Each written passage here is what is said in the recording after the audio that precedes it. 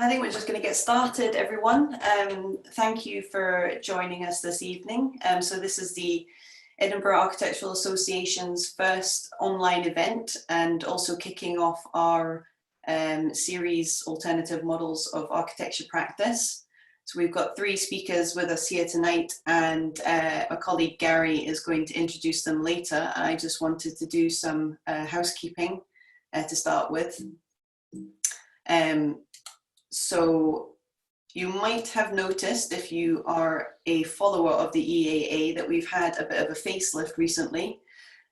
We launched our new website a couple of weeks ago, and that is showing all of our upcoming events, and we're also kind of trying to get all of our content on there.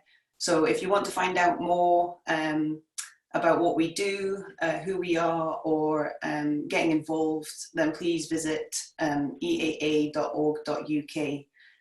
We are also on Instagram, eaa.edinburgh, and on Twitter, edinarcsoc, and we're on Facebook and LinkedIn as well, so you can get in touch with us through those channels. Just some Zoom housekeeping. Can we ask you to turn off your microphone and camera? We are kind of in control of all of that at the moment, so you won't be able to switch your microphone on during the event.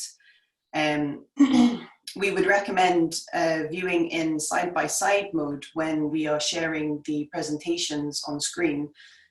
You can see that through the screen share viewing options at the top center of your screen. There should be a little drop down.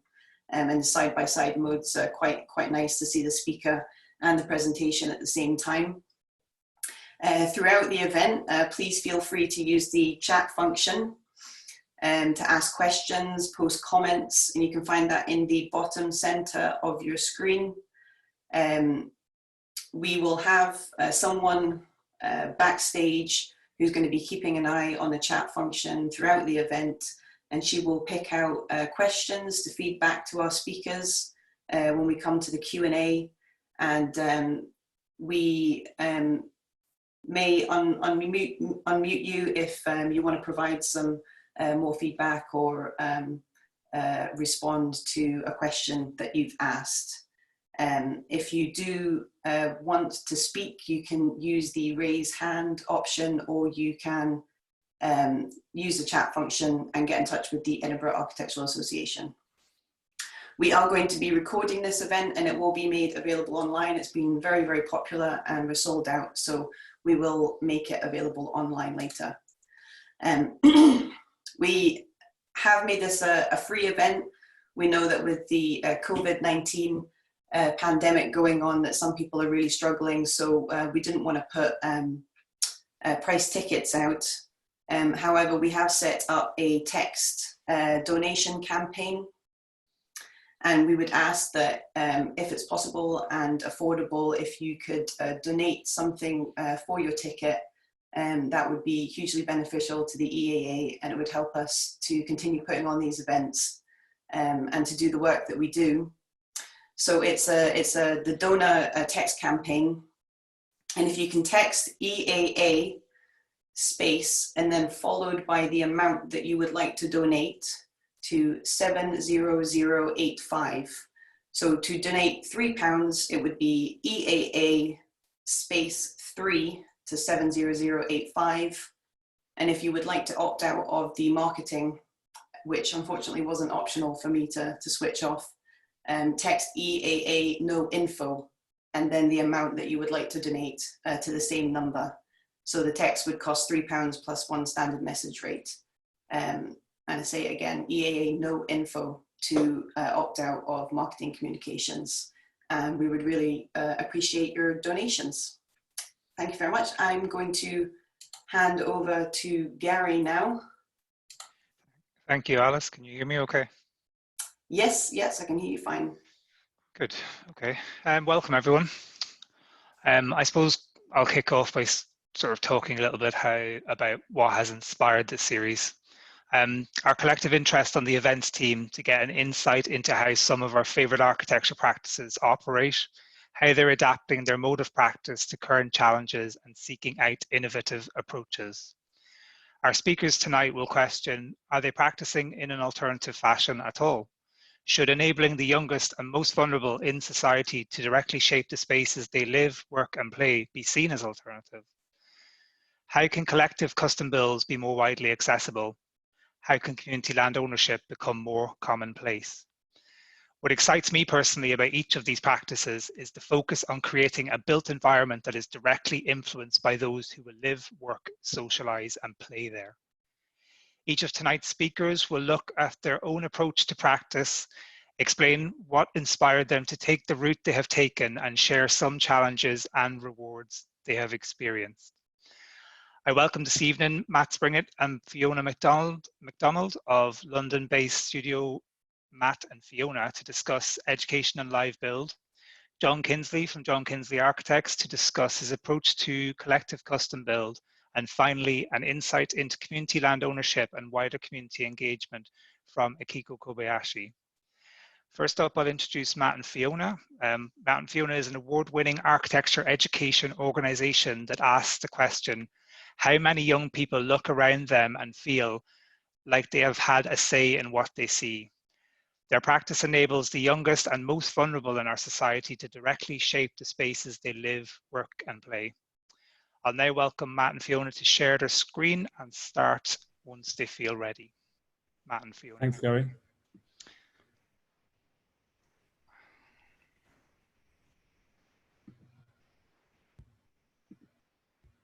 Is that sharing now? Not just yet.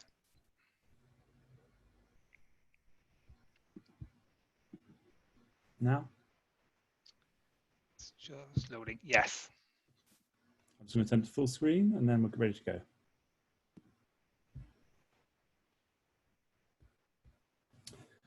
So thank you very much, and it's a pleasure to be speaking to you on this first evening. And I'm going to take the first few minutes, and then Fee's going to jump in.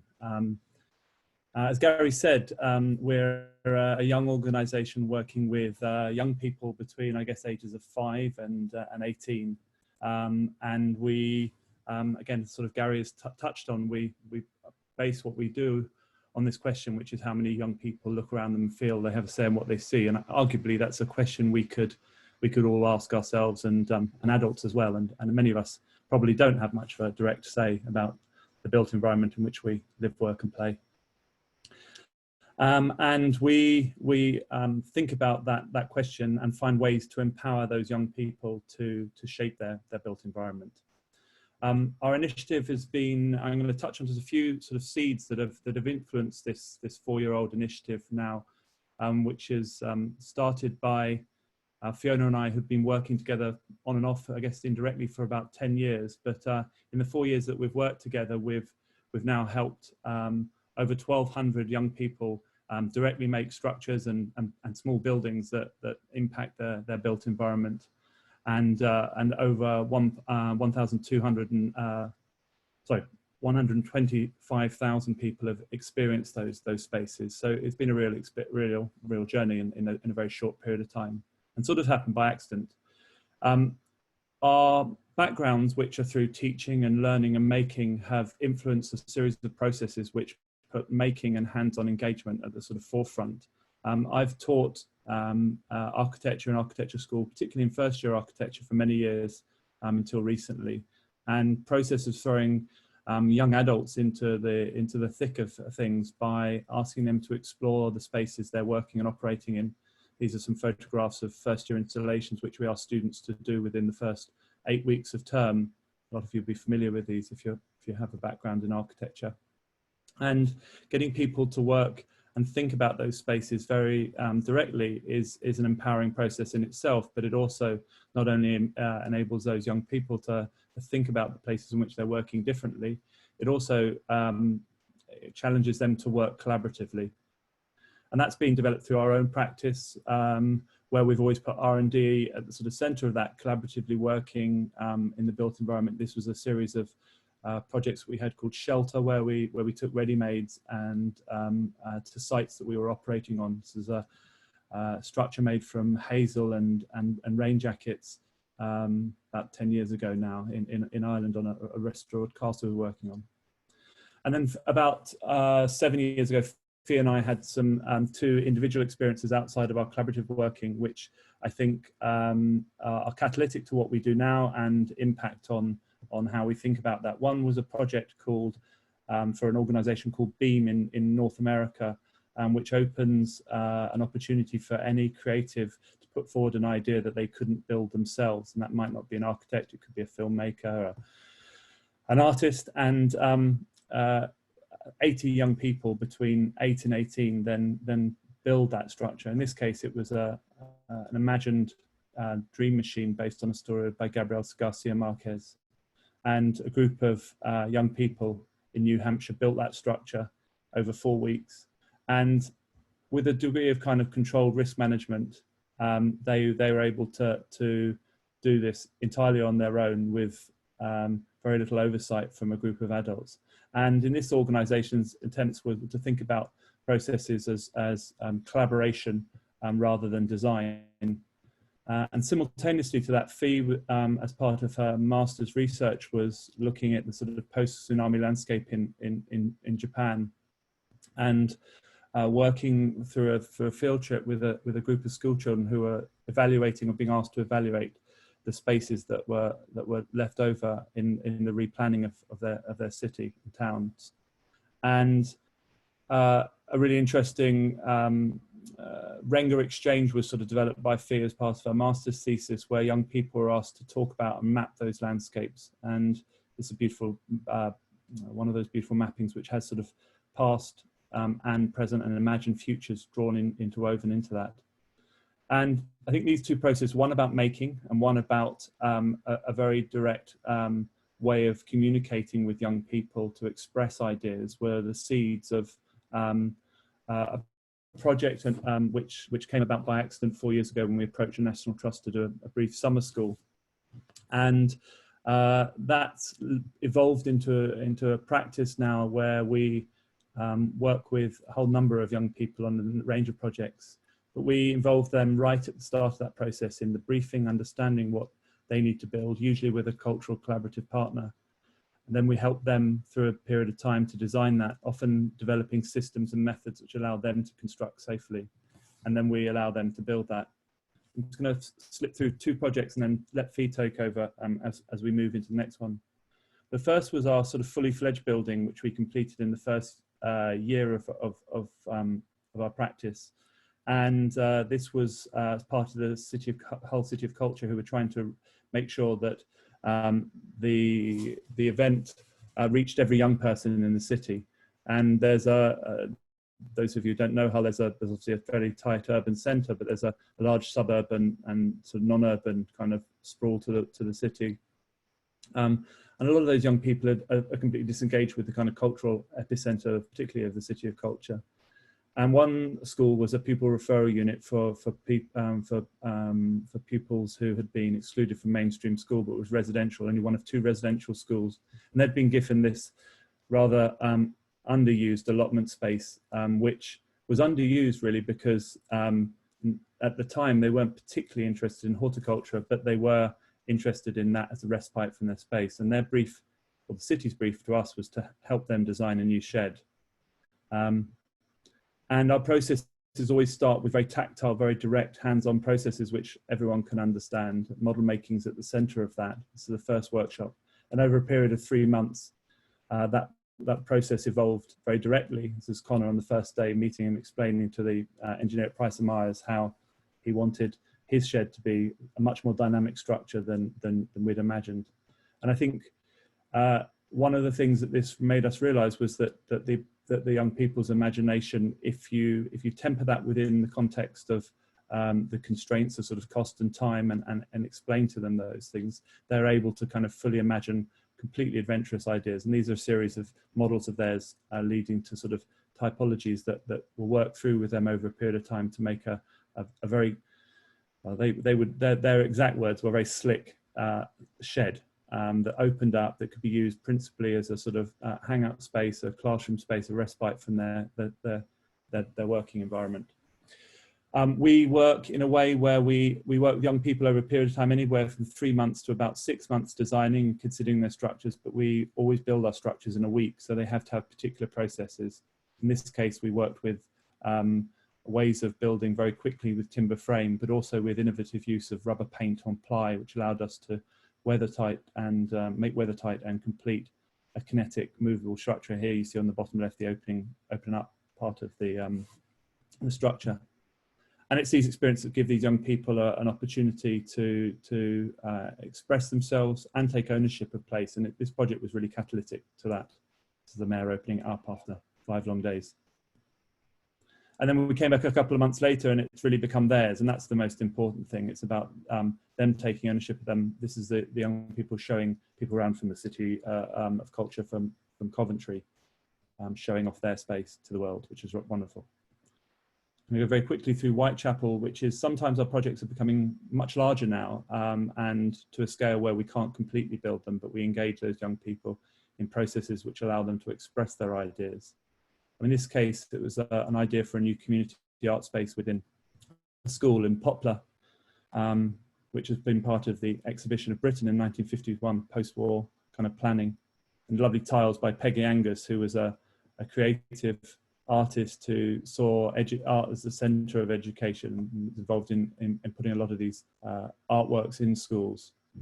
And we spent 12 weeks with a group of young people thinking with them, going through the processes of architectural kind of design, from planning to thinking about the frame, the structure and the skin of that enclosure, to make ideas that were going to be then expressed and exposed in an exhibition at the Whitechapel Gallery, which was viewed by just under 100,000 people over a 3-month period.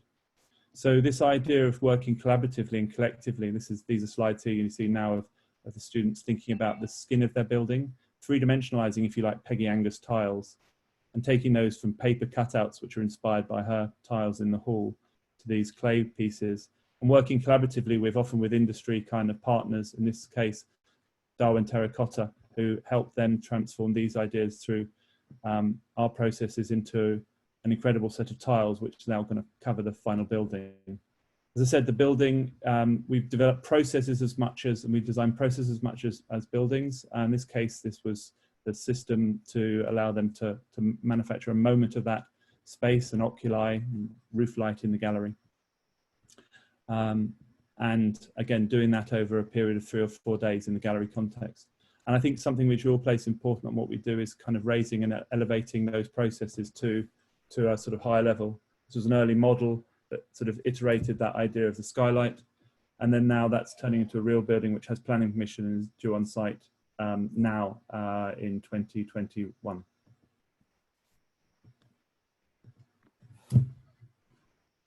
Thanks, Matt. I'm going to see if I can now share my screen and take over. Fingers crossed.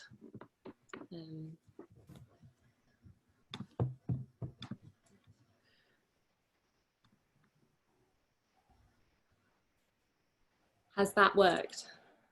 Yeah, I think so. Yep. So we're very aware that these opportunities should be provided to as many young people as possible. And so we were very proud to be able to work with a school called Phoenix School, who we've had a relationship with in various capacities over the last 10 years. Phoenix School is a school for young people with autism. And they were, unfortunately, the number of young people with autism in Bow is going up, and so there is a need for the school to expand. And so they were moving to the site of a former school which had this quite depressed outdoor space, and they wanted these young people to feel a sense of ownership of moving there and a familiarity with the space that they're going to, which is particularly important for young people with autism.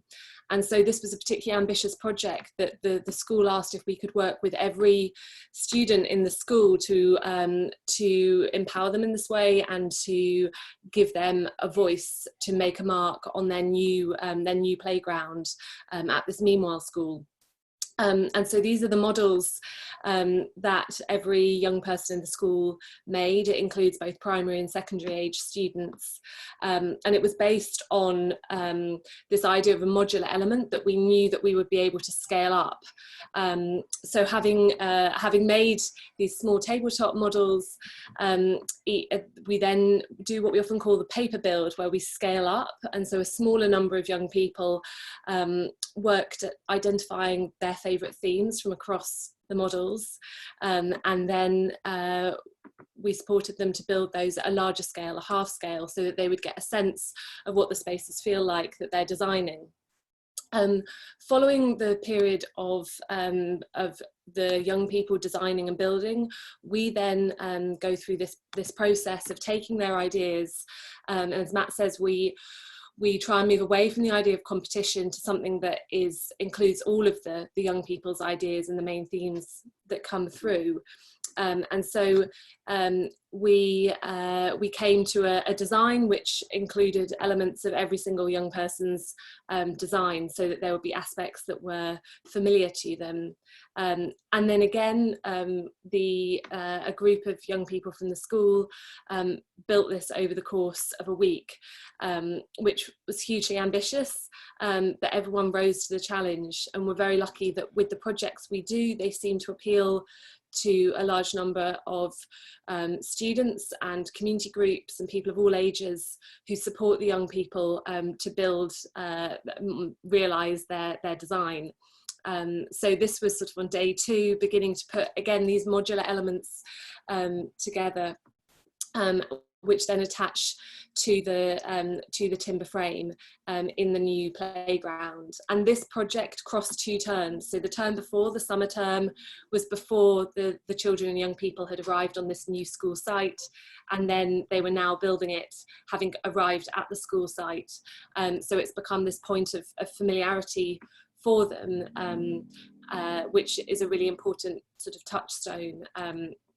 And every here we're drilling holes so that every young person could make a token that they could fix onto the structure. So it's literally emblematic of the whole school community. And this we built this with the young people 2 years ago. It's now, the hope is that it will move to the eventual new school site that the school will have for the full number of new students at the school. Last summer, we were approached by an amazing organisation called Institute of Imagination, who do exactly what their name says. They believe that all young people should be given the right to use their imagination and to bring their imagination to life. Currently, Institute of Imagination are in various Meanwhile sites, but they are hoping to have a permanent home. And again, given what they do is for young people, they felt very strongly that it needed to not only be briefed and designed by young people, but elements of it should be built by them as well. So again, this was a project that was ambitious in terms of bringing 4 different schools again together from Lambeth, and enabling them to decide what is a family makerspace, what does that mean, what do families and children want to be able to make first and foremost, and then what kind of spaces do they need to do that. And the proposal came up with essentially, originally it had been perceived as a journey, and the young people were saying, well, no, we don't want it to be a journey where you have to just go in one linear direction. We want to be able to go backwards and forwards, test out one part of the Maker Lab, go to another, come back to where we began. So they completely reconfigured any ideas of the brief that we or Institute of Imagination had.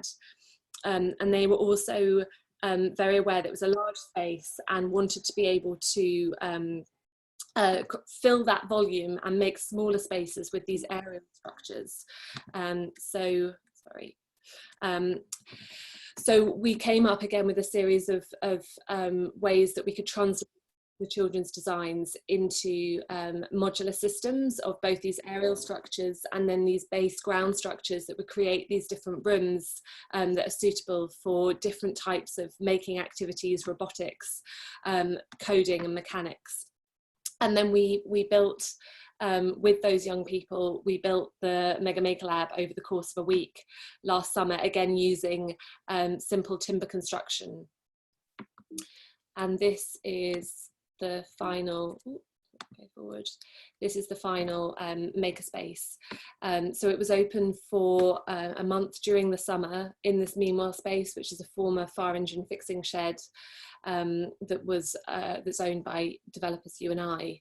And then at the end of that month of it being open, in the region of about 5,000 people visited it and made use of it, of all ages.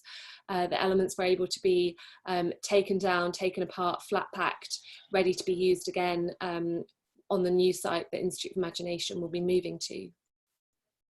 And then finally, we just wanted to give you a glimpse of a project which is very dear to us and that we've had to put temporarily on hold. But we have been working with, formerly known as Oval House, now Brixton House, which is a community theatre based in South London. Their previous executive producer had been a mentor for us for many years and had wanted to see if it was possible to hatch a plan that when they moved from Oval to Brixton, they were very keen that this was not a theatre that would land from above in this new community, but would be very grassroots and developed by the next generation in Brixton. So we work and continue to work with a group of young people to come up with, well, what is a performance space? What does that mean, first and foremost, to children and young people before even getting to the stage of designing it? Again, it's on the site next to the, so there is a theatre building that's going ahead that's being built by professional team, if you want to call them that, and then there's this theatre space designed and built by young people for young people, which is happening concurrently further along on the site. So this is the site where it's due to be built. It used to be a former school site. And again, we went through a series, first of all, of briefing what this is, visiting lots of different spaces, taking the young people out, giving them the opportunity to see different examples of performance spaces, such as the Yard Theatre in Hackney Wick, Wayne McGregor's Dance Studio, Here East, to see the robotics, to ensure that their eyes are open to what's possible, and that they're not encouraged necessarily to go for the most conservative option. And then they came and looked in depth at the site, worked out which part of the site that they particularly wanted to use for performance, and then using collage, continue to develop the character of the space, some of the kind of activities. I mean, what does performance mean to young people in the 21st century when you have YouTube? And so it very much needed to be a space that would enable both the digital and the physical. And this was all pre-coronavirus, which is slightly ironic. And then through a series of models, they continued to express their ideas that it needed to be a space that would be adaptable, that would have this kind of central area that could bring people together, but that could also allow for smaller breakout spaces. If, for example, if you're more of a shy performer and you don't want to stand in front of a big audience, and also things that would break down that nature of audience and performer and be quite playful. So we quite often use these sort of heat diagrams to work out the commonalities of the children's designs, to again make sure that what the eventual design is something that relates to all of the young people. And then again, we did a paper build, and we think this is a really important part of enabling young people to get first-hand experience of what it is that they've designed and have the opportunity to reflect on that and change if necessary. So this happened back in December, building this series of pavilions, 4 pavilions that come together around a central space, and that really has set the tone for the final design, which now has planning permission. So there's always a period of time that now in our wisdom we give ourselves between the final design workshop with the children and young people and when we actually come to build with them, firstly to get the permissions, the planning permissions, to meet building regulations, and to ensure that we can do complete justice to their imaginations and what they've come up with. So this is their design for the young people's performance space in Brixton.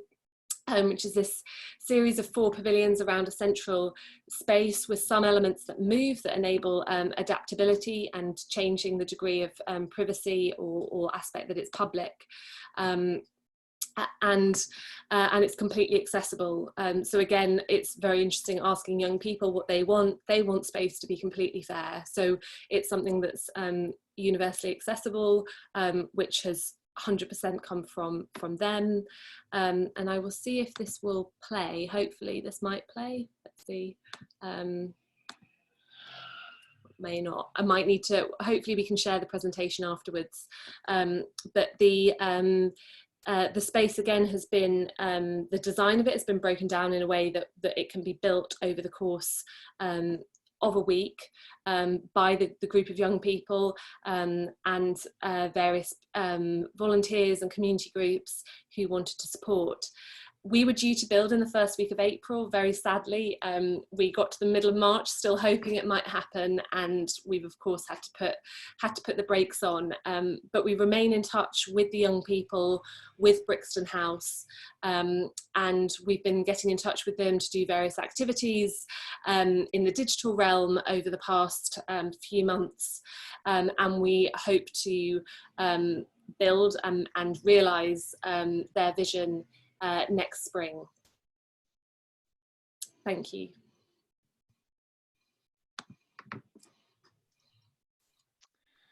Thank you very much, Matt and Fiona. That was really inspiring to see the kind of work that you guys are doing.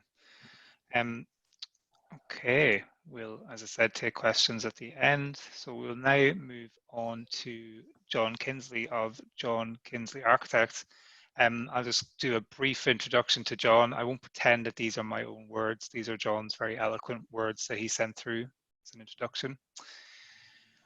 After working on Walter Segal self-builds at the Centre for Alternative Technology in Wales as a student, undertaking the Bass Street Collective custom build project in Portobello 30 years later represented a reunion with a first love following a diverse career encompassing, amongst other projects, a passionate 10-year fling with the Scottish Parliament building. John will talk about how the CCB process can be used by communities across Scotland to provide beautiful, affordable and sustainable homes and neighbourhoods, and how architects are ideally placed to assist this transformation. I'll welcome John now to share his screen and start once he feels ready.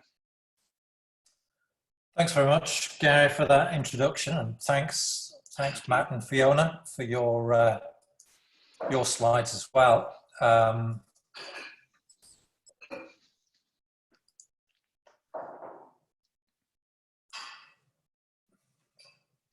So hopefully everyone should be able to see that now. Yeah, that's working. It was lovely seeing your slides, Matt and Fiona. I can only imagine how much joy and how much pleasure and fulfillment you got out of working with the children on those projects.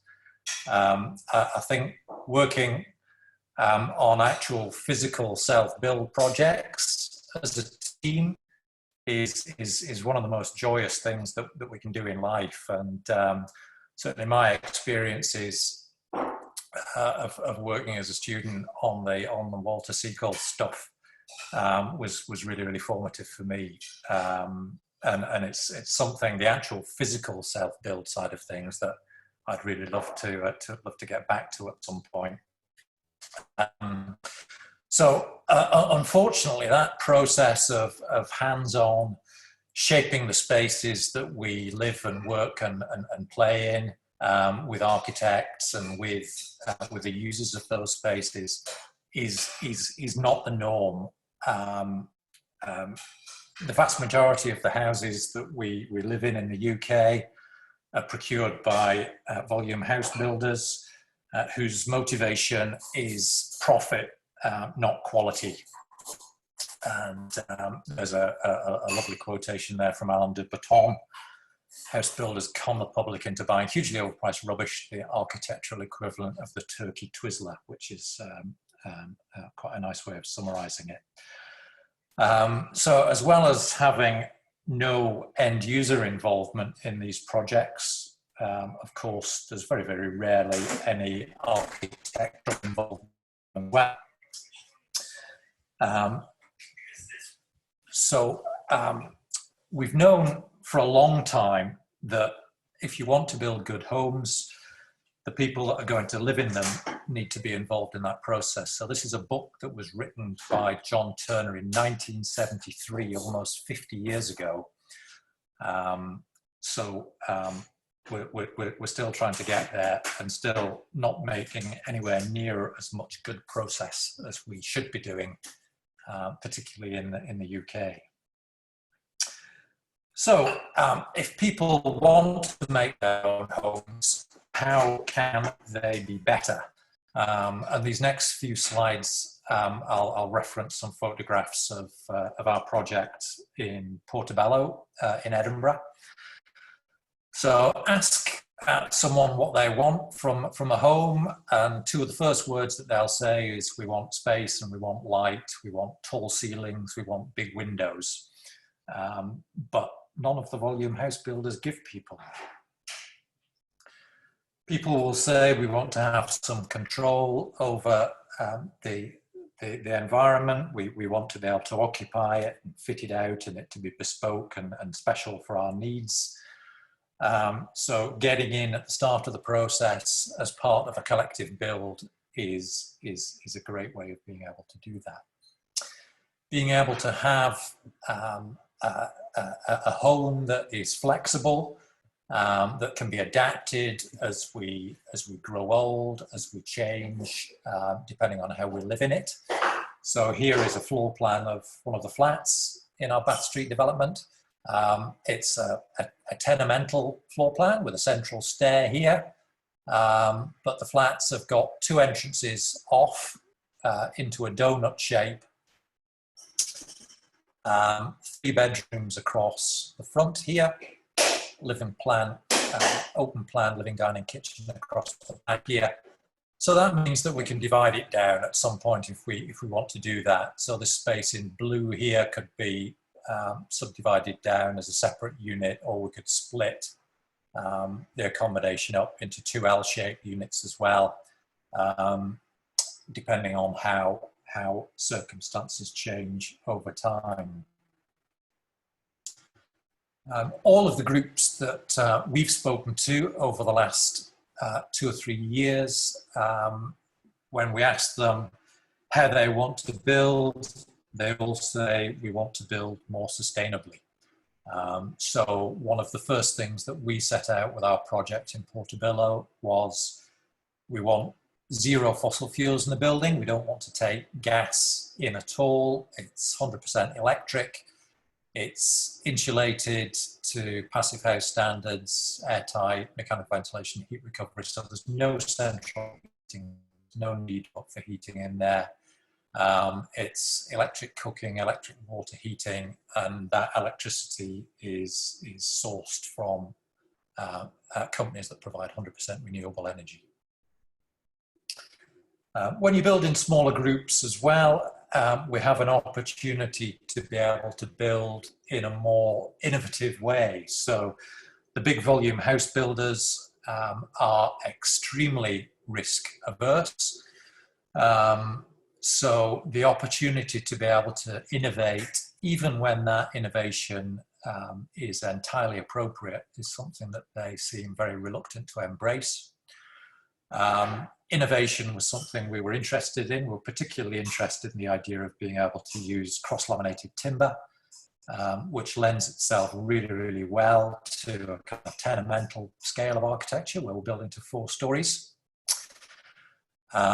In building in wood rather than in, let's say, a steel frame with concrete floors, which might have been a more conventional structure to use. We sequestered 114 tons of CO2 in the frame, so that's about 11 years worth of CO2 emissions for a typical UK resident. We saved a whole chunk of money in preliminaries because we were able to build much more quickly than we would have been able to build conventionally. And we were able to build more accurately and also more healthfully as well. We're also able to be flexible in terms of the approach to the project. So although we weren't physically doing the nuts and bolts of the construction ourselves, we weren't wielding hammers and saws in erecting the CLT frame, we were able to say to the main contractor, once we got to approximately a kind of shell stage, that for some of the flats, those of us that felt confident and competent to do so, that we could do some of the fit out work ourselves. So an element of sweat equity in terms of providing finishes, in terms of building partitions, putting in kitchens and bathrooms and so on and so forth, enables to keep the costs down for the people that were living there.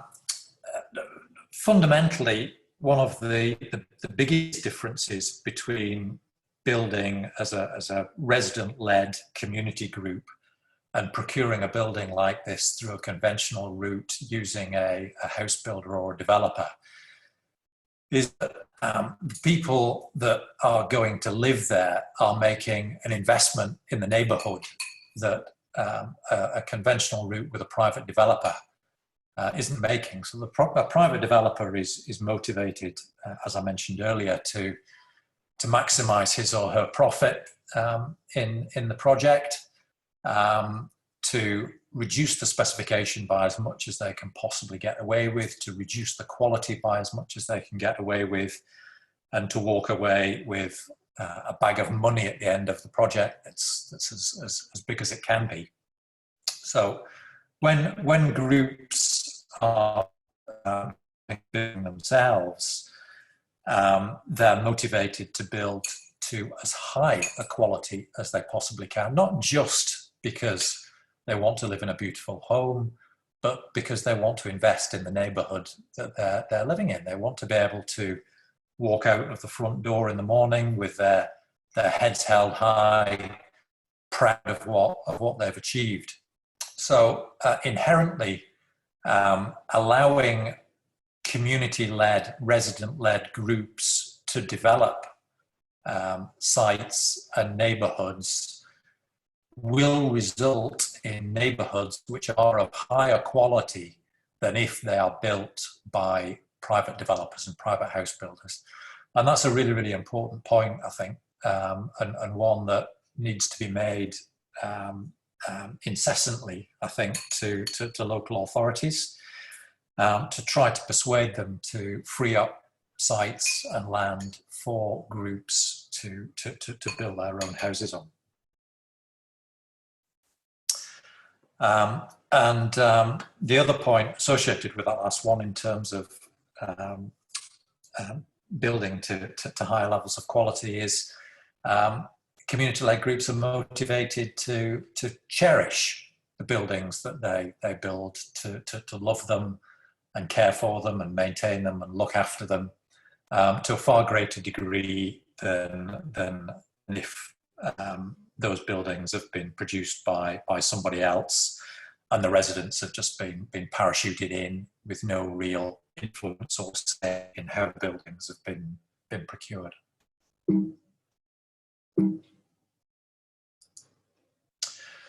So how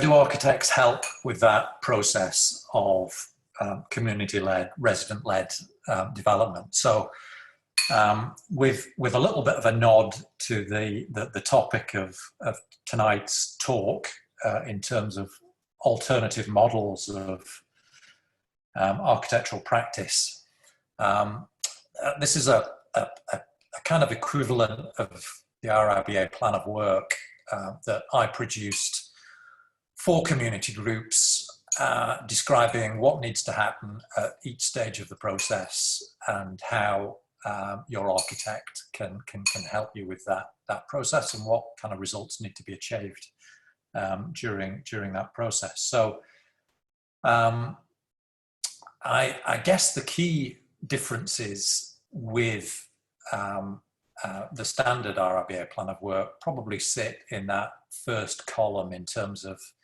inception and briefing. I might expect to actually get more involved in terms of procuring land, finding land for community groups, and helping groups to actually come together, constitute themselves, decide whether they should be set up as a cooperative or as a company limited by guarantee, for example, what the different models are that are appropriate for their constitution, and also helping them to source the fund for that project. And potentially as well undertaking some early stage development appraisals to establish that the project is feasible, that the people that are undertaking it can afford it, and really getting everything over the start line so that there's a feasibility proposal scheme in place that maybe has gone through a wee bit of pre-planning with the local authority. There's some funding in place, the group's constituted, and there's a piece of land that there's a sale agreed on, all ready to go and all ready to march over the line. And then from that starting point, so from the end of that kind of inception, briefing, feasibility, design process, through the remaining stages is really a conventional plan of work type process where the building project is not really any different from a conventional one. Potentially there's the opportunity for getting residents involved earlier on, finishing off their own homes, their own dwellings, getting involved in a little bit of sweat equity. I would say that managing that process as an architect is probably a more intense process, let's say, than managing a conventional, traditional contract on site. But there's nothing in this process that we can't do as architects. And I think that really brings me on to this next slide. And I like the analogy of the architect as a conductor. I think as architects, we're all jacks of all trades, if you like. I think whenever we engage with a professional during a construction project, whether it's an engineer or a quantity surveyor, we're almost always inevitably talking to someone who has more expertise in that subject than we have.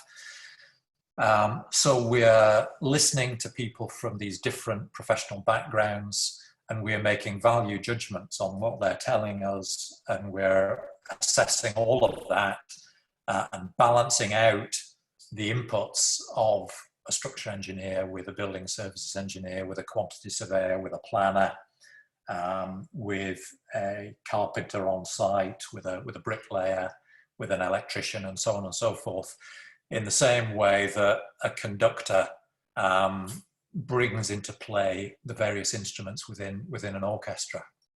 And I think particularly being involved with community groups and resident-led groups of people that aren't professional clients, that don't have that experience of procuring buildings, really puts the architect at the center of the process, and you know, puts us right back in that position as leader of the design team, central to the whole construction project, which is perhaps a role that maybe we've let slip or has been usurped from us over the last or so, with the rise of design and build contracts and PFI and other things like that. So I'm really excited about how projects like Bath Street, how community-led projects like that can really let us engage let us use the skills that we've got and let us work to the best of our ability with projects. So I've dropped this in just to talk about very briefly some of the other projects that we're working on at the moment. So Bath Street on the left there, completed summer 2017. We've been keen to try and make Bath Street type community-led projects work across the whole spectrum of affordability. So we've been engaged with Edinburgh Council and other councils in terms of how we can apply the collective custom build process to an affordable client, and also talking to one or two other councils, even in some cases out with Scotland, about how we can make that work, as well as looking at more conventional, let's say, owner-occupier schemes in other parts of town as well. So my aspiration over the next few years is to actually move beyond. So what I've been talking about so far this evening has been substantially around qualitative aspects relating to the dwelling itself, and how a collective custom build process can make individual dwellings better. But of course, as you all know, one of the real areas where as architects we can engage and we can make housing better is in terms of placemaking. Make no excuses for using an example from Peter Oldington, Turn End. So this is the house that Peter still lives in himself. Probably no architect more skilled than Peter Oldington at grouping houses together. And in a slightly larger context, the whole idea of collective custom build, whilst it might be relatively innovative for us here in the UK, is absolutely standard and quite normal in other parts of the world. So this is, I think, a slide from Freiburg in Germany. So again, being able to move the ideas that I've described on to a neighbourhood scale is something that I'd really love to see happen here in Scotland. And the opportunity of being able to design the kind of neighbourhoods that we see in Freiburg and in Tübingen and in some other places, other examples in Germany. The Germans seem to be particularly good at this sort of thing. Is something that I'd really love to see us being able to do here. The last slide that I've dropped in here again is really partially in response to the title of tonight's talk, Alternative Models of Architectural Practice. So the conversations that I've had with resident groups over the last couple of years or so, a lot of groups are saying that there are funding gaps, and that availability of finance is one of the big issues that gives groups real difficulties moving forward. And for any typical development, commercial lenders, banks, building societies will typically lend something of the order of 60 to 70% of the overall costs. And finding those remaining 30 to 40% can be quite difficult, and groups can really get into a bit of a scramble trying to find that finance. So together with a colleague with a background in ethical property, we are looking to set up an organisation which will be able to provide that finance to community-led groups, in addition to some of the other services that we've been able to provide as John Kinsley Architects, so design services and some of the other issues about constitution and land finding and so on. So that's something that we're still working on at the moment. So this is an extract from our website, which is hot off the press. I think this has been live for about 3 or 4 days. It's something we're very, very excited about being able to get involved with. And I finished off with a quote from John Ruskin, when love and skill come together, expect a masterpiece, which is a lovely quote. I think, as mentioned with reference to Matt and Fiona's work at the start of this evening, love is such a hugely important component in everything that we do, and I think it's almost impossible to design a building as an architect without having a client that is in love with the process and in love with what's coming out of the process. So being able to engage and bring that love from the client with the skills that we all provide as architects is such an important thing. Thanks very much. Thank you very much, Sean. That was great. Okay, so next we have Kiko Kobayashi. I'll give Akiko a quick introduction and then I can ask her to share her screen in one moment. Kiko Kobayashi is an Edinburgh-based architect who currently supports a number of third sector clients in Edinburgh and the Lothians. Previous projects have included facilitation of self-build adventure playgrounds and feasibility for co-housing groups. Akiko sits on the board of several local organisations and is a co-founder of the Architecture Fringe. Her main area of interest in the built environment is community land ownership, as reflected in her active involvement in the Astley Ainsley Community Trust. She has worked in architectural and engineering practices in London, Sydney, Tokyo and Edinburgh, and has studied at Cambridge, Dundee and Edinburgh in between. So let us welcome Akiko to share her screen and just to get started whenever you're ready.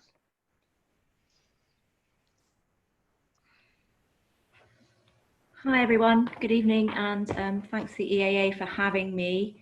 Gary, just timing wise, can I check how long am I allowed? About 20 minutes. We're probably going to run over a little bit. Okay. Yeah, that's fair. You know.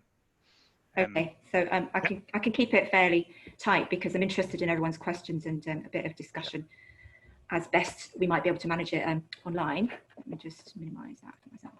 Okay, alternative models of architecture practice was something that I probably found a little bit difficult to get my head around in terms of deciding what I could contribute. I've borrowed these 2 words from an article in this month's Rebirth journal actually, and you know, one big opportunistic adventure I think is possibly a way of describing the manner in which my practice has panned out. So I'd like to talk about 2 threads specifically tonight, I think. I'll tell a story of a community land ownership project, but there's a parallel thread there as well, which is about the role of the architect in these kinds of community land ownership projects, and actually community group projects at all, you know, when the work is speculative or pro bono or just done for free because it's work that's in your locality. You know, you are a citizen of that neighbourhood. So to give my practice a bit of context, you know, I was asked what led you to where you're at now. I've worked on buildings of a variety of scales, large ones, medium-sized ones, heritage, culture, and then smaller domestic ones as well as a sole practitioner. I kind of drifted towards self-build. I would have loved to have done a Seagull build 30 years ago, but luckily we have brilliant things like Tog Studio running now. This is over in Tyree. This was the boathouse. and some self-builds on domestic things as well. The mini digger is my favourite. I've done a few things, but obviously I love the mini digger. I love the groundworks. And a few years ago, I think some of you have probably maybe helped me out with this, and you've maybe heard about it already as well. It's the Fountain Bridge Wikihouse in Edinburgh. Lots of people got to use a CNC machine, and the build was over the course of 3 days on the weekend. This is the frame. This is the end of day one here on the left, and this is many weeks later on the right, with the input of lots of different people, actually different practitioners, taking ownership of different parts of it, like the cladding and the decking and things. Other things that were happening on that site is this kind of junk playground stuff that I love, giving power tools to really quite small children, keeping things quite simple and DIY, and most of all, I suppose, tactile and movable, and you know, that is all part of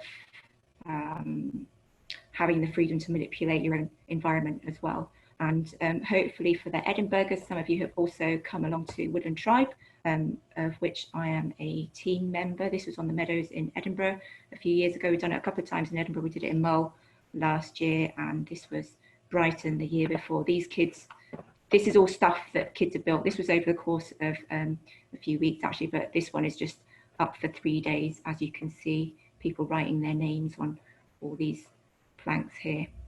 What I've got on the drawing board at the moment is a few projects, but the main one on site is the Pregnancy and Parent Centre, which is due to open as soon as lockdown easing of restrictions allows. This is over in the Pleasance, and also a women's enterprise hub, a business hub, for a partnership of 2 or 3 women's charities together. So I feel like I'm trying to contextualize this work that might be seen as alternative within a practice that does plenty of conventional stuff, feasibility studies, building warrant applications, all those kinds of things that you're all familiar with as well. So in thinking about an alternative model, I'm not wanting to put this forward as a model of practice at all, I suppose. So I don't think I necessarily call it an alternative model of practice, but it is mainly along the lines of my interest in community land ownership that I seem to always be drawn back to. This is a picture of the common at the top of the hill where I grew up. And I don't think I can really mention community land ownership without giving a shout out to Andy Whiteman's book, which explained a lot of things to me actually that I've been wondering about in terms of not simply land ownership, but territory and control and all those things that go along with it as well. And now we're thinking about these things within urban contexts as well, and not just rural Scotland. So the project I tell you about, I think I'm going to keep it fairly brief because there are a lot of technical aspects to it, and that's another talk in itself, or you're quite welcome to ask me about those things another time if you find yourselves in the same situation. This is the Sick Kids Hospital, the Royal Hospital for Sick Children in Edinburgh, obviously fondly known as the Sick Kids. And what's relevant here is the Community Empowerment Scotland Act of 2015 and secondary legislation of this Act, which reenacted part of the Land Reform 2003 Act. The secondary legislation came into force April 2016. And the mechanism that it described was community right to buy, which was in the 2003 Act, I think, but specifically in 2016, it became applicable to urban areas. You might have heard people also talk about community asset transfer. That's a slightly different mechanism that came in a year later. That's a different part of the Community Empowerment Act. Very quickly, community right to buy can be applied to privately owned land and publicly owned land. Community asset transfer can only be applied to publicly owned land, so land that's owned by the government or the council or the MOD or Police Scotland, all these kinds of bodies. And obviously we were very, very inspired by the work of Action Porty and their Belfield Church project, which had happened just a few months before we became aware of the opportunity at Sick Kids, and they've just always been really generous and supportive with sharing their learning and experience and things, which is another important thread with community group projects, I think. And I think Matt and Fiona also mentioned that as well, in terms of sharing knowledge between these groups that are involved in these kinds of projects. So if we sweep into the map, for those of you who are not familiar with Edinburgh, this is Arthur's Seat up here. This, under my Zoom controls, is the station. And this is the Meadows here. This is the Sick Kids Hospital, just here. In fact, I live just here. And it is in the process of moving out to the new premises, which is right out here in Little France, with the rest of the new build hospital facilities. It was built in 1895. This kind of configuration here is probably something you'll recognise from a lot of hospitals from around that time across Edinburgh, and well, also in Glasgow as well. I'm thinking of the south side. And the whole plot is the main building here, but you can see these historic townhouses and terraces that have actually got absorbed into the site now. There's various and actually other kind of clinical practices, I think, happening in these ones, and all these support facilities as well. This is specifically the Children's A and E ward, which was built in the 1990s thanks to a huge public fundraising appeal. I've seen the booklet actually of all sorts of things that were happening, like the world's largest conga on the Meadows, and here's a letter of support from Clarence House. So obviously, as a children's hospital, it's a hugely important part of lots of people's lives, and so many people had stories of how the hospital had been there for them, going from way back actually, when we had our public meetings, there were lots of these stories emerged. When it was known that it was coming up for sale, the Community Council put on various public meetings. We had speakers from PAS, we had speakers from the NHS to come and inform us, and they also ran an engagement event. It was a kind of visioning thing, and the Community Council produced this document, which was a summary of collective views. But within the crowd, there were also some people who had heard about Action Porty and who were curious about the new community empowerment legislation, and were really interested in potential community ownership of the hospital site and grounds as well. And there were these brilliant, easy to read guidebooks that Scottish Government's produced that sit side by side with the more detailed legislation. And the idea that was emerging amongst some people who were interested in community land ownership here were things like community healthcare, cooperative housing, and business spaces. No surprise really. I don't think these are the things that one might expect local people to be interested in when we talk about community-owned assets. So as a group, we made some flyers. We asked for as many of the leaflets that the government could give us, the community land team at the government actually, and we organised our own public meeting where we did our best to explain what we understood about the legislation and the mechanism. And it's very evident that there were lots of questions, but there was a huge amount of support as well. So we decided to do the legislative stuff. These are the Articles of Association of what became the Marchmont and Sheens Development Trust. This is to do with incorporating in a way that we're compliant with using the legislation. There are rules as well to do with membership. 75% of the members have to live within a certain area that you defined as being the local area.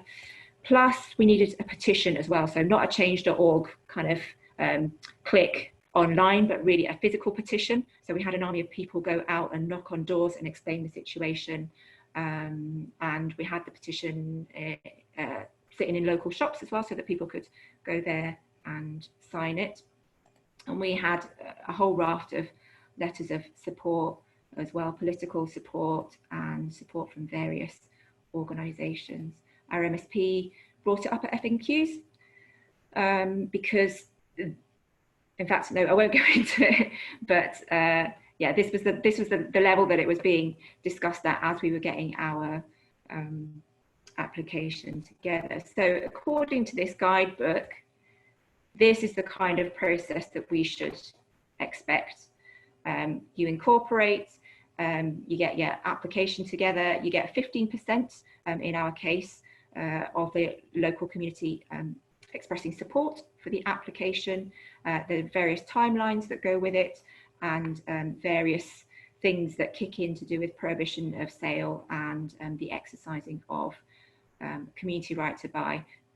What's happening here is actually a registration of community interest in land, and that's a cabinet secretary matter that the community land team puts forward to her on your behalf. The reality was that the process was a bit more like this. This is what I've mapped out. So this is our first public meeting. This is us getting our paperwork together, and you can see here that what this icon is indicating is not quite a refusal. I'm gonna get to that in a second, but this bit here, there was comments. Frustratingly, because the site was already on the market, we didn't have recourse to respond to those comments. I've got a lot of my own comments on those comments. Again, I'm quite happy to share that in another talk. But the ministerial decision was a declination to consider our application. The reason being that despite being under the impression that this was the extent of the site and that it was owned by the NHS and submitting with this map, it was not the case. It was owned by two owners, so NHS Lothian and the Edinburgh Lothians Health Foundation, and therefore our application was deemed to be not valid. So this is, as you can see, really quite a long story. We set about trying to get these maps sorted. It wasn't clear from the ground what belonged to who. What we eventually discovered was that the two ownerships tessellated in such a manner, and you got very bizarre situations such as number 1 and 1A Rillbank Terrace. The NHS owned both floors of number 1, but number 1A was owned by two owners. And we needed to get this stuff absolutely right, because otherwise it could trip up our application again. So that's that. We got our two maps sorted. We used our petition and we put it in again. There was a technicality, a declination to consider based on a technicality that happened again. I'm going to save that for another talk, I think, which I have actually, I've spoken about all this to other community groups and groups of lawyers and things previously, so I'm happy to share that within another forum. But what happened was our signatures ran out and we had to run the petition again, and by which time it became too late. The site was eventually sold. You can see we had our public meeting in February. September, it was sold to a student housing developer, and I believe the sum was £20 million. Yes, that was the result. I've actually written a summary of everything that happened, and I've published it, but I've also made a little bit link here in case you're interested in seeing this. It's what happens chronologically in various columns of who did what and when, what we can learn from it. So you're quite welcome to go there, download it, and inspect the detail in your own time. But that is a very, very distilled version of what you can probably tell is quite a complicated story.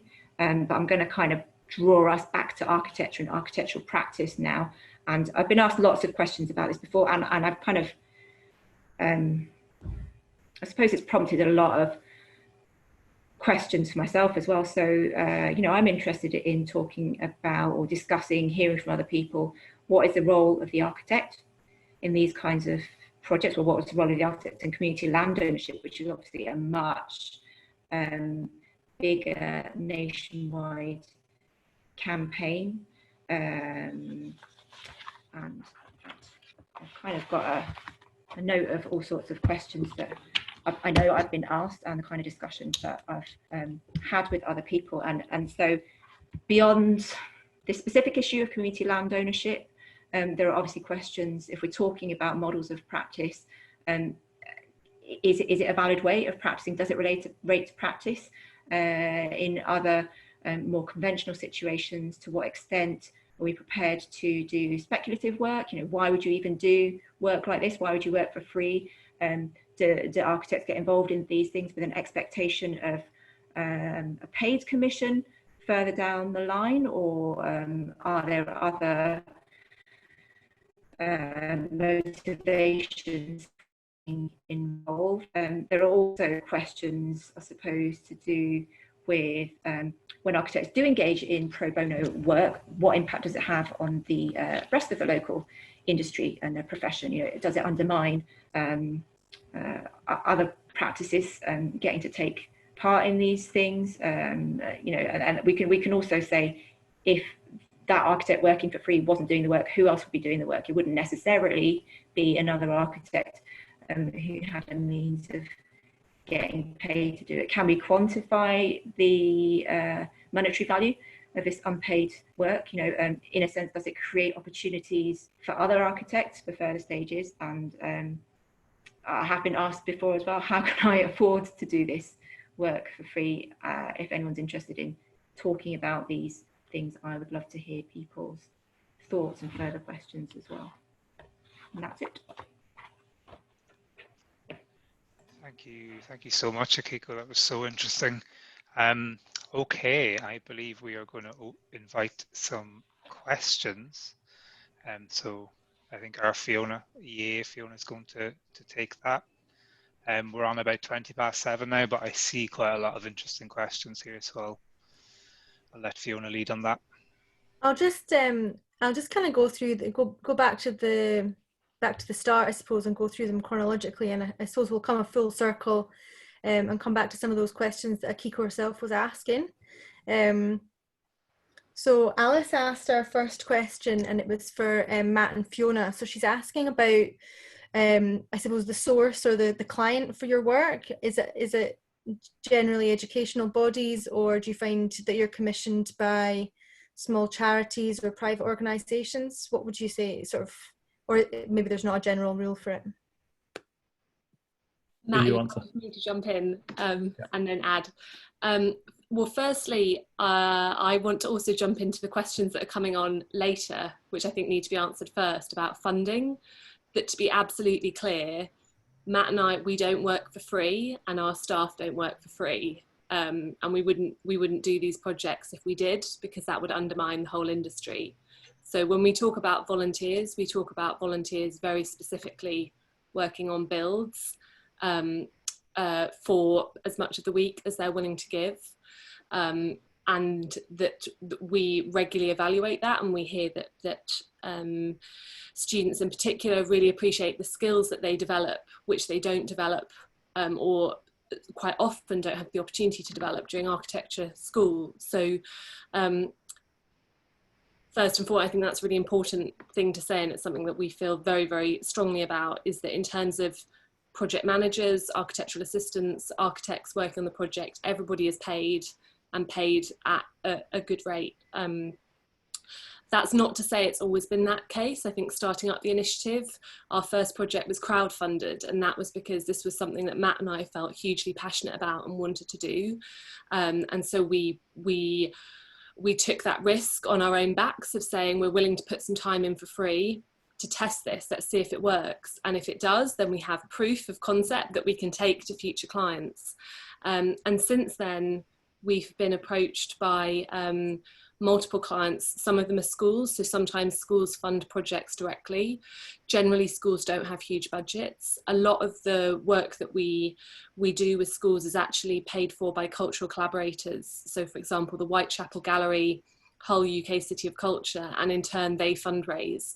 So we work very closely with the development teams in cultural organisations, so that the fundraising and the bill essentially is going to a trust or a foundation or a sponsor.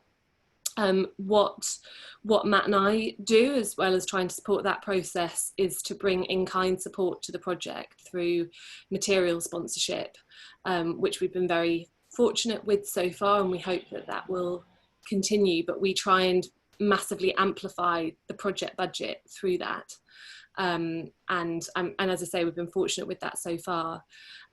We also get approached directly by developers, often to work on meanwhile spaces. We're very clear about our process is about empowering young people, and we cannot tell you what a project is going to produce at the outset, because that would fly in the face of what we believe in and what the projects are about. So we work with certain developers. We make clear that that's the basis we work on. Good developers understand that, and they see that as a real opportunity for them and something that they embrace. Occasionally other people run a mile, and that's fine, because we then know at the outset that's not the right partnership. So we're happy to kind of talk about that in more detail, but I would say commissions come quite broadly from both the education, the cultural world, developer sector, local authorities, and occasionally we will bring projects to the table. We'll approach partners and say, should we do something? But the first stage of that is, how are we going to fundraise for it?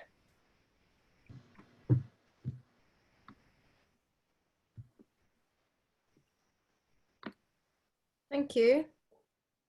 It was interesting. You actually answered a few other questions that I had myself there, so it was a good answer. I don't know. I think that sort of answered what you were asking, didn't Alice? Yes, yeah, no, it did. Thank you very much. I just was wondering where the commissions kind of come in from, etc. So that's really interesting, and it's a good mix of, you know, developer and education. It's quite positive to see that, or to hear it. So well, there's a sort of twofold question here for John from Barry. He's asking a bit about the finance side of your projects. So the first part of the question is, how does the finance work when you are deciding that individual units are going to be completed by individuals at their pace rather than a contractor doing the whole lot?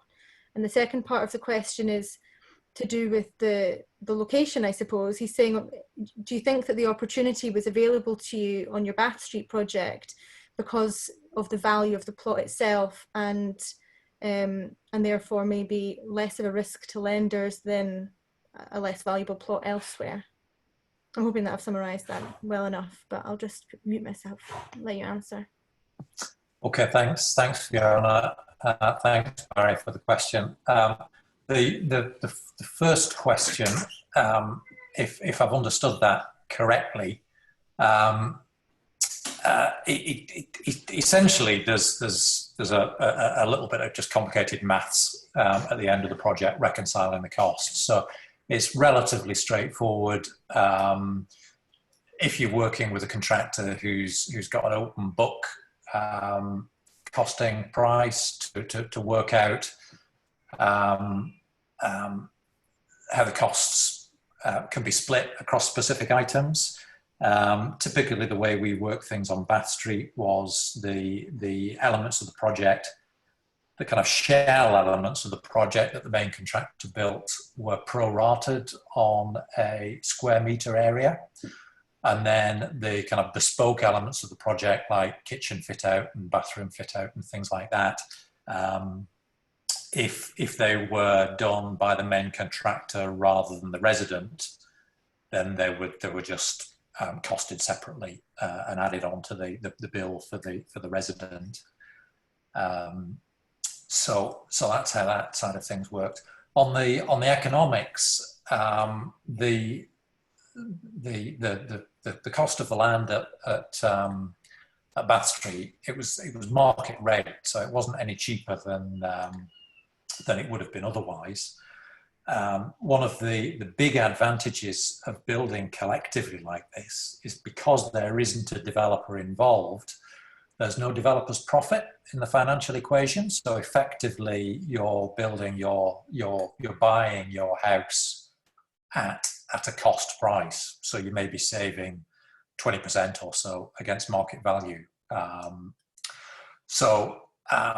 There's a fair bit of leeway in there that enables you to either save money against what you might pay for a home that's been built to a comparative level of specification that you're buying from a developer, or you might decide that we'll actually build to a slightly higher quality and up the specification slightly.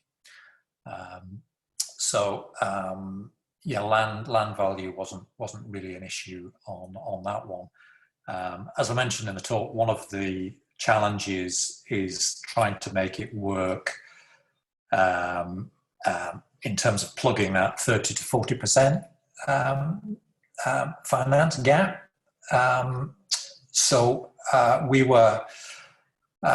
We had a lot of interest in our project from young people and first-time buyers that were really intrigued with the idea, really interested in the innovation in terms of the approach. But when we said to them, you'd need to find 30% of the value of the flats, they just said, sorry, we can't do that. We've not got that kind of equity. So unfortunately, a lot of people that would otherwise have been really interested in the process just had to pull out. And those are people that would have been able to afford the mortgage at the end of the process. They just couldn't procure the equity capital that was needed to undertake the build. So hence some of the thinking about trying to find ways of being able to finance that ourselves to open the process up to people that haven't got that equity.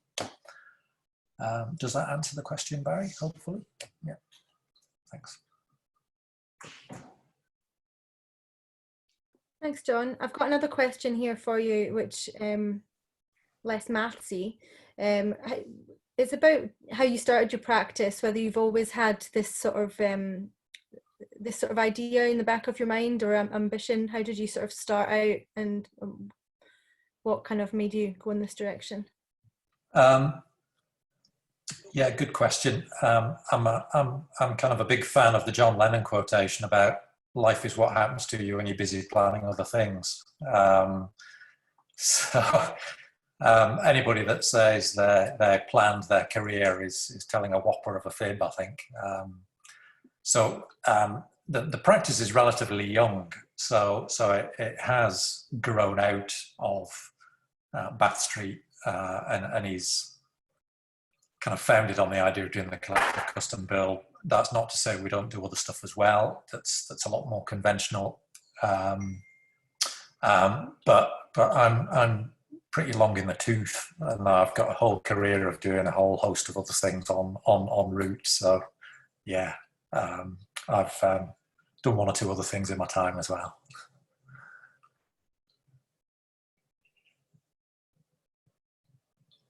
Okay, so there's a question here, and it's aimed at Matt and Fiona, but I wonder whether it's maybe relevant to everybody, about CDM regulations and working with children, but I suppose working with the public generally. Is that been much of a stopping block for anybody, or is it just something you kind of able to deal with quite naturally through the process? Akiko, do you want to go in as you haven't spoken, or I can jump in quickly? I mean, from our point of view, some of our projects are quite building-like. Some of them are definitely not building-like. They're more sort of strange structures. But we have them, we risk assess them beforehand, and where CDM applies, we work with CDM team who help us risk assess those projects. And but with the direct question about young people working at height, it's one of the few restrictions that we have at the moment with our insurance. So we have no young people working at height. So the scaffolds that you've seen there with people on, they're young people, but they're young adults. They're our volunteers, and parts of our staff have gone through a training process before that construction week. So it's one of the few things. So we don't have young people up ladders or on scaffolds. So very directly, that's how we answer that. But yeah, one of our challenges, and I think for us, was getting insurance for young people. You mentioned power tools and building sites, and if you're trying to do this sort of legit, and most insurers will turn away. There's not many policies out there which allow you to do that. We were really fortunate. The very first year we did this, we were supported. The first project was at a National Trust property, and they allowed us to piggyback on their insurance, their public liability and insurance, and that again, as Fee identified, sort of showed proof of concept to our current insurers, who are ecclesiastical insurers. Again, happy to share that, but it's basically sort of a youth group insurance that allows that used, I think, by a lot of people, sort of working with young people on adventure playgrounds and things like that. So it's a sort of the only sort of tailor-made project solution that you can affordably buy.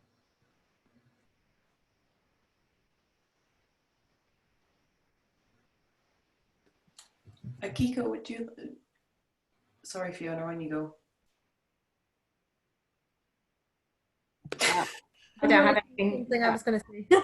Just asking if Akiko wanted to come in on that. I don't know if you do, Akiko, or if we want to move on to some of the questions that you had that might be relevant for all the speakers. It would be quite interesting to discuss some of those, I think. Yeah, we can keep moving on.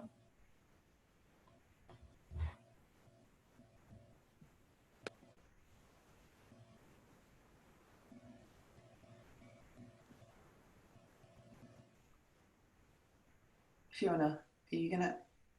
Sorry, I don't know if my internet was maybe not so good for a minute there. I was just saying maybe we could go back to some of the questions that Akiko herself had. All right. And we can maybe talk through some of those. I think we've covered most of the ones in the chat now. So I thought some of those would be quite interesting to involve all the speakers in, perhaps. Okay. Keep the questions coming in the chat though, if anybody has any more they want to ask, or if they've asked something they feel is not being answered. I'm quite interested in maybe having a bit of a conversation with Matt, Fiona and John, particularly on this resolve of not working for free, which I totally agree. You know, I don't do planning applications or building warrant applications for free, feasibility studies for free.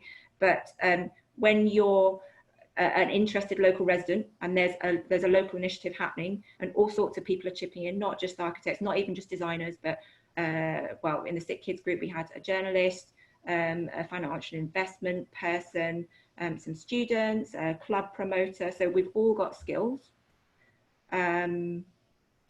Where do we start feeling like this is pro bono work that's displacing potentially paid work for another consultant? Because actually we know that a lot of these projects don't have any money at all. It's completely volunteer fueled. And also being honest about why we're involved as well. You know, it's a built environment project that maybe other people don't necessarily see a pipeline for formal work coming out of it. But the kind of, if you're involved in a local community group, maybe John, you are as well in Portobello, I don't know, they're having those declarations of interest at the start, and whether or not it's valid to expect to be put in some kind of preferential position by the time it gets to commissioning work. And I have been involved in groups as well where we have got grant funding and we've been through tender processes and commissioned various other consultants, but I've always tried to keep that separate in terms of being on the client side and client advisor. I'd be interested to hear if any of the other speakers have got thoughts on that and how we navigate it, but how we still stay involved in that kind of thing, because it always makes our practice richer.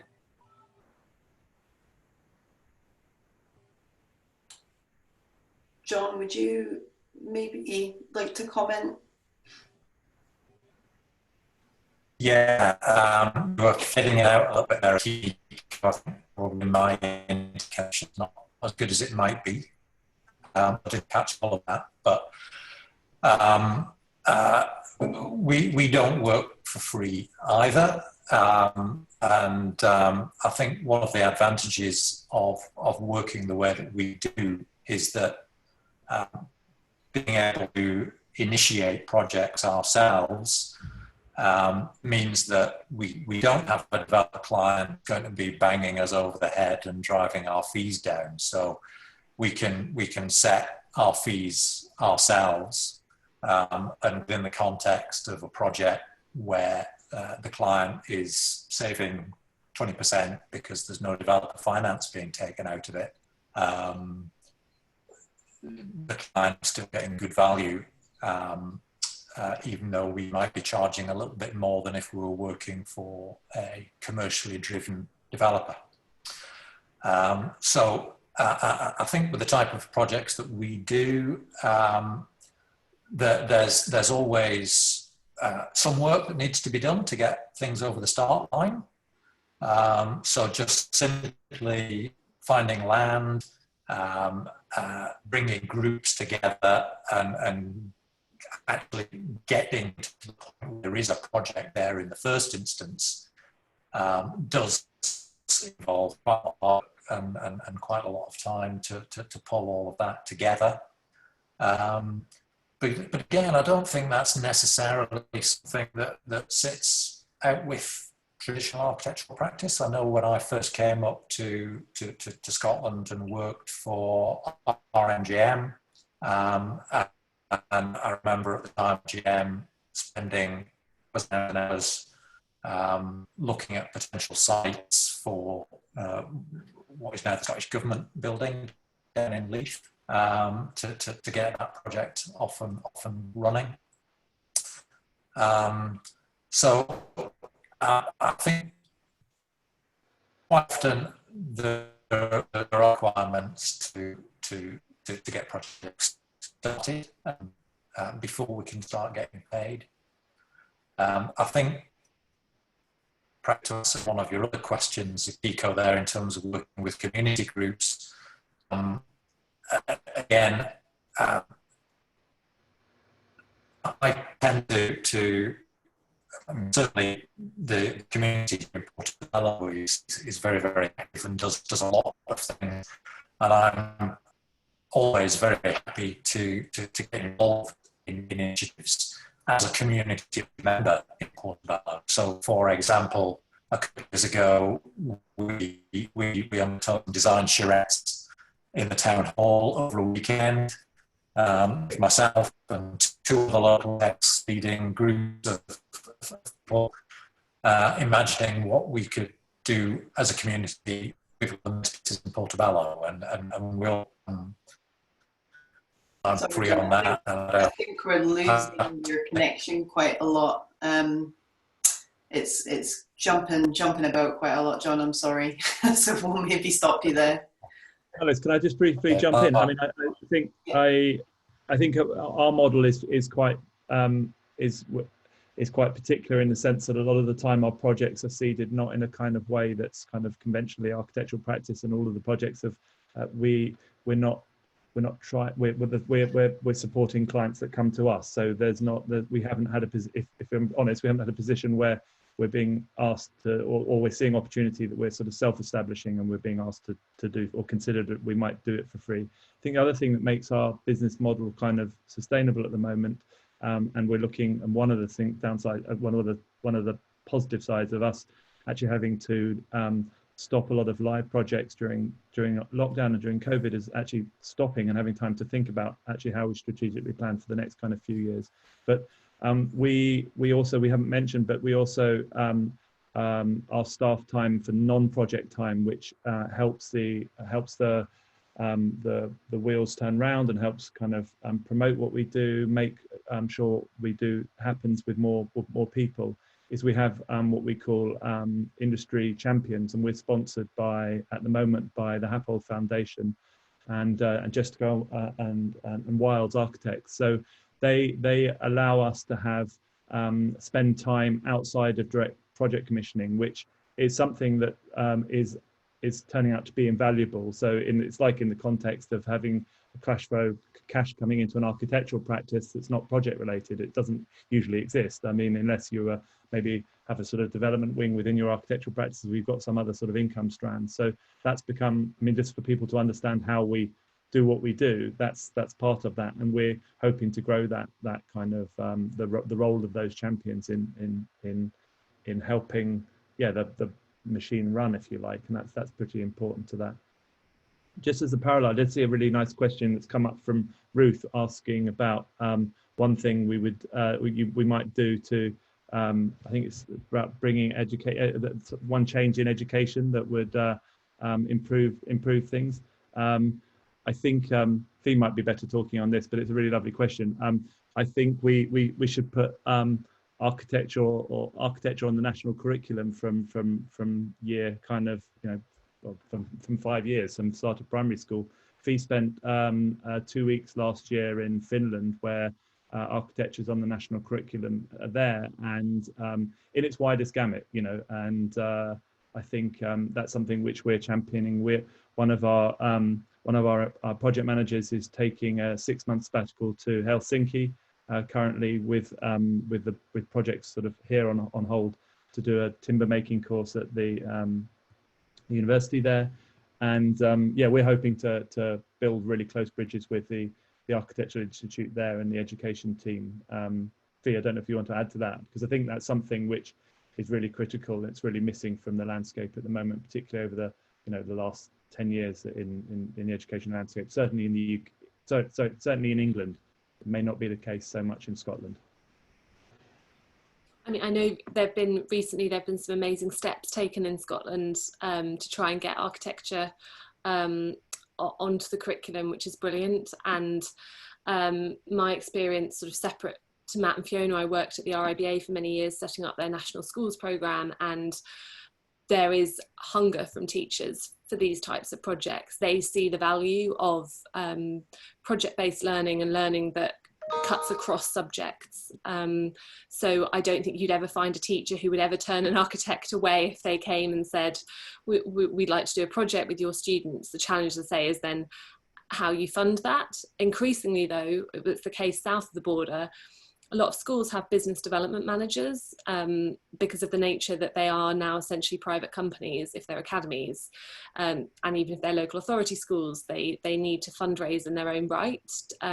So you can have those conversations quite early on with the business development managers in the schools, who are very, very good at writing grant applications very broadly. For example, it's a developer that's helping to fund the project with Lansbury Lawrence Primary School in Poplar, and increasingly more and more schools have these kind of roles. So I think it would be wonderful to see the built environment, or in the broadest sense, the environment as a whole, on the school curriculum. But in fact, a lot of good schools are already making amazing things happen because they recognise the value of this way of learning. And our constant concern is that it's those young people who are already perhaps in the least advantaged communities that lose out most if the schools don't have the additional resources or time to take part in these kind of projects. And that's definitely where our focus is, to reach those schools.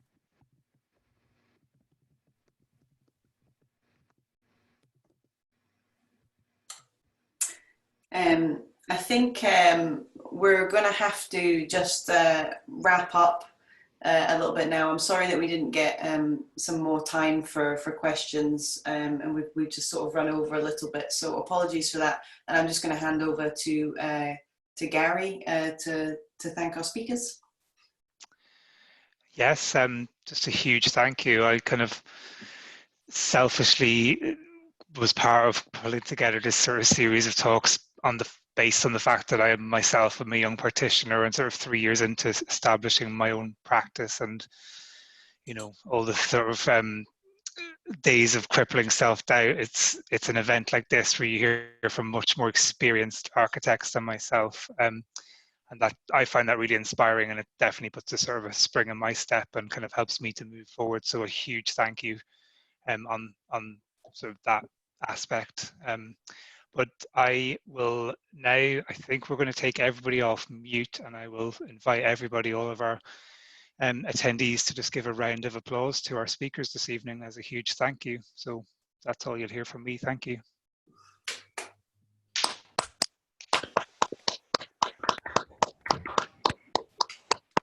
Thank you very much, everyone. Thank you. Thank you very much.